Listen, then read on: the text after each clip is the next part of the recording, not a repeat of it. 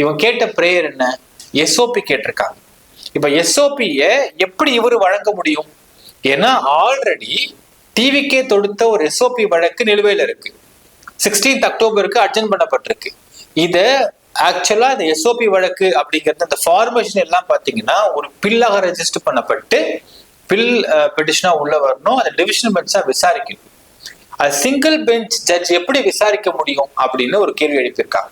இப்ப என்ன பண்ணிருக்கோம் ஆக்சுவலா இவருன்னா, இந்த வழக்கு ஆல்ரெடி ஒரு நிலுவையில் இருக்கு, அதை சேர்த்து நான் அதை டிரான்ஸ்ஃபர் பண்ணிடுறேன், அங்க விசாரிப்பாங்க தானே, மாத்தி விட்டுருக்கணும்.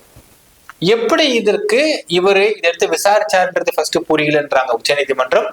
செகண்ட் சொல்றாங்க, இதுல என்ன கேட்டிருக்காங்க? எஸ்ஓபி தான் கேட்டிருக்காங்க. எஸ்ஓபி கேட்கிற இடத்துல நீங்க அந்த பிரேயரை விட்டுட்டு யூ ஹவ் என்லார்ஜ் ரிட் பெட்டிஷனோட ஸ்கோப்பை என்லார்ஜ் பண்ணி ஏன் எஸ்ஐடி ஃபார்ம் பண்ணீங்க நீங்க அப்படிங்கிறாங்க உச்ச நீதிமன்றம்.